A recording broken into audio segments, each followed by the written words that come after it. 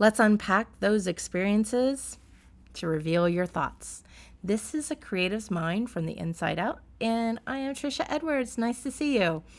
And so let me start with the piece that we are going to be talking about today. And this is the way I normally have it arranged. It's the way I like it. And what I would do to make these pieces is I would do a body-led process. So body-led expression is what I call it, where I let my body first make the decisions and I turn off my critical thinking, my design trained brain, my art trained brain, and ask it to step aside and stop passing judgment or expectations or planning 10 steps down, and why we need to do what we do now so we can get to those 10 steps. And this has become about body just freely expressing. Like, imagine if you turned on some music and you weren't trying to do a dance move, you just kind of stood there and all of a sudden your body just starts moving and swaying. It's like that, but I'm doing it with art. You can do it with anything. This is body-led expression. And what it does is it allows your body that freedom to kind of express things that your critical mind doesn't let out. It helps you to see into your subconscious, and that's what I love about this process. So what I would do is I will make art using the body-led expression, and then I will whip out my journal and I'll look at the art and I'll hear all kinds of thoughts. Sometimes I get super emotional with feelings, and it's things that I struggle to access otherwise. So I do art, and I do abstract color art because that is the language that my mind speaks. When you can start to understand what's the language of your mind, and if you can practice this method using that, oh my gosh, so many doors open wide for you. It's really cool. So I started doing this process several years ago and really kind of found my rhythm and developed it. It wasn't anything that anybody told me about. I knew that I didn't understand what my feelings were, and I knew that I wanted to start making art again because I had taken a break from making art. And so I just kind of got this idea of like, I'm just going to see what happens. I'm not going to try to plan anything out or try to do a self-portrait or make a landscape. I'm not going to try to make anything that anybody else has to understand. And I just used it to see what happened.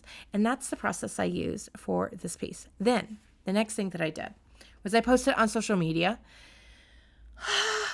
That was so hard.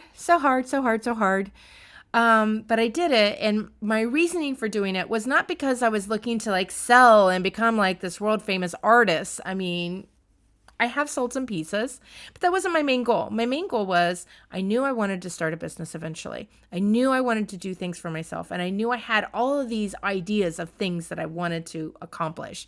And it is to create a movement of creatives doing all kinds of cool new things that aren't limited to financial constraints or budget oversights, things that are not limited to who we know in our inner circle. It's about expanding and introducing interesting people to come together and make something and create and learn from it.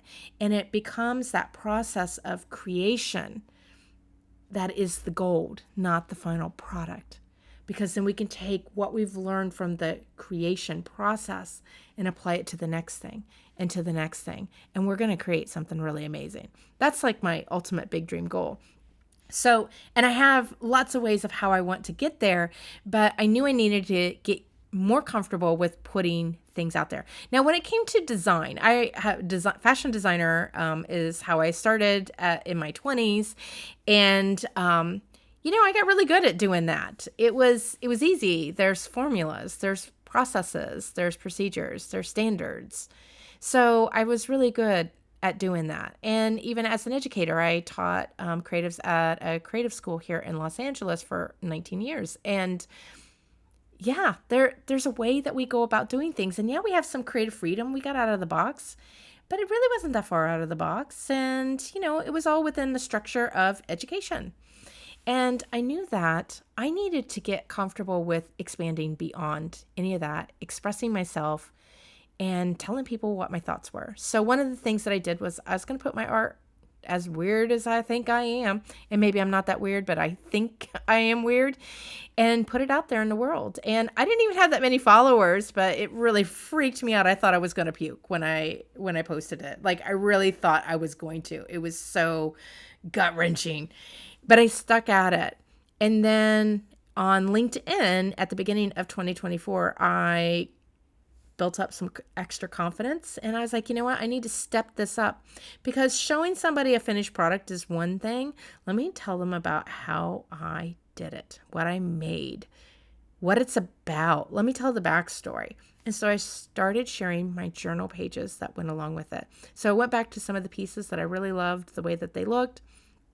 And because I would make the art and then I would journal, and that's how I would get in touch with my feelings, my thoughts, and I would be able to understand them more. It's like a translation process for me, because I think in visual colors and abstract colors.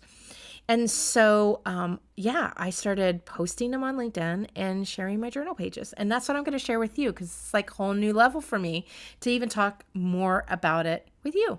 So let me go to my LinkedIn page specifically for this one.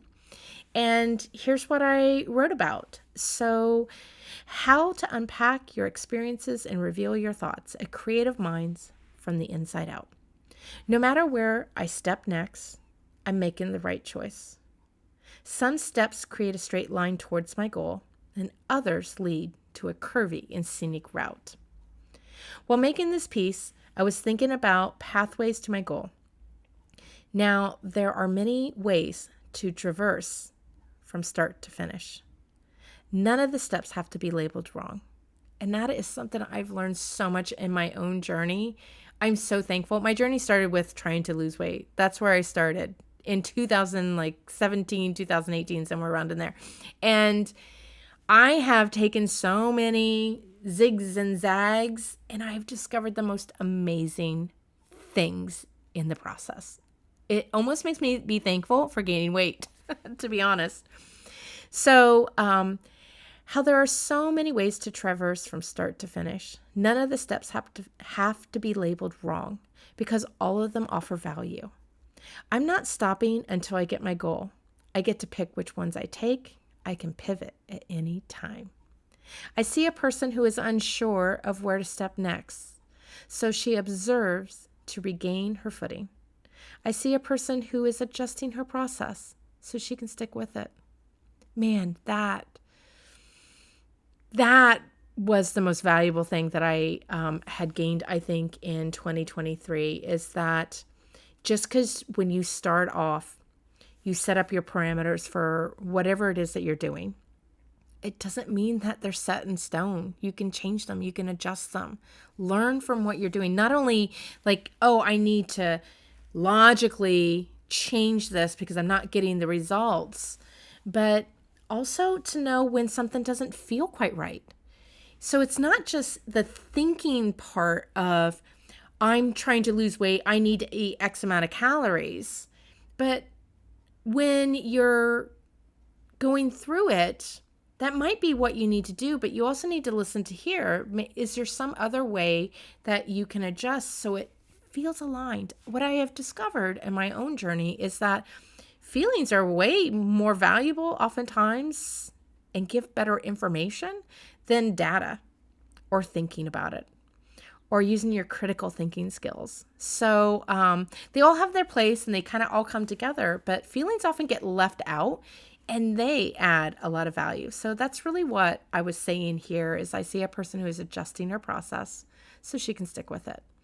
I see a person who hears herself say, I can't, and knows she can. Of course, because we all have those running on a loop, right? And then once you recognize, oh, this is just that same old tape that's been playing around since who knows when, I don't have to listen to it. Of course she can, because she is listening to her thoughts. She's building awareness so she can choose to step on a different stone on the pathway. And so that is from February 25th, 2023 is when I wrote that, and those are directly from my journal. And then I would write a little bit more about reflection. The cool thing is that I'm reflecting on, I have the reflection from when I did the piece. So I make the piece and then I write about it. And now I'm coming back and adding a whole new layer to gain extra insight. So very cool. And it's even like now as I'm revisiting them now here, this is July in 2024, I feel like I'm getting an extra little bit of insight into it even now. These are the lines from my journal after making this piece. I truly believe that there is no singular path to anything, and you never have to start over. I totally believe that. When I connected with my body, I found I always have a guide to help me pivot. And that's what I mean about like how tapping into your feelings or your intuition, or everybody has a different way that they experience it or label it and describe it, what your story is. But sometimes I just like, what's the sense that I'm getting, And sometimes there's something that logically somebody else is telling me, this is what you need to do, but it doesn't sit right with me. So then I search for something else that maybe is very similar to what that person was telling me, but not exactly the same. It might have the same outcomes, or maybe it's the exact same steps, but they phrased it differently. And so I wrap my head around it differently. That's why it's so good to hear things multiple times, because each time you hear it, you see it from a different point of view. It's kind of like if I look at my hand here versus here, I see slightly different things, right? So the more you can kind of move around what a concept is, the more you get a clearer picture. It helps you build clarity. And one of those where this way makes sense to you, this might make sense to somebody else. We're not all the same. So that's really what helped me when I connected with my body. I always found I have a guide to help me pivot. Our bodies are intelligent. Often our conscious mind is playing catch up. I totally believe that. My body is often, like if I am in bed and I'm laying down, I get out of bed before I even think about, oh yeah, I should probably get out of bed. And it just happens. I do it naturally when I'm thirsty because I listen to my body. And if you don't experience this, you might be ignoring your body. So you don't have that same connection. But if I'm thirsty, I find I'm already grabbing the water before I think, hey, I'm thirsty. It's time to drink water. I don't have to. It's automatic. It's so cool. And that's what you can do with body-led expression.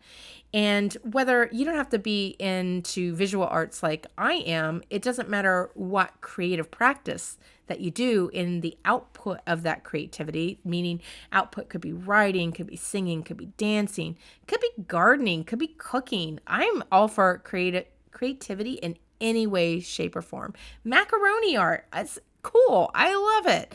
Any way that you can express yourself. So our bodies are intelligent. They often our conscious mind is playing catch up, while our unconscious and body are in the know. Using body-led process, or I call it body-led expression, you tap your internal knowledge. I call mine my life force. That's how I think of mine.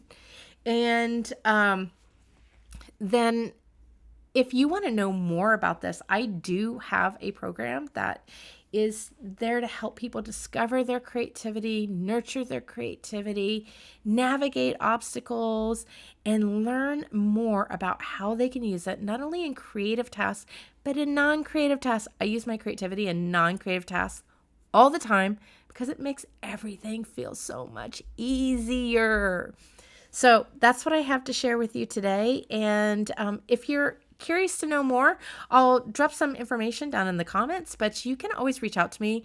You can drop a comment here, you can email me, or I'm over on LinkedIn every day. You can send me a DM or comment on one of my posts there. So I hope you enjoyed this.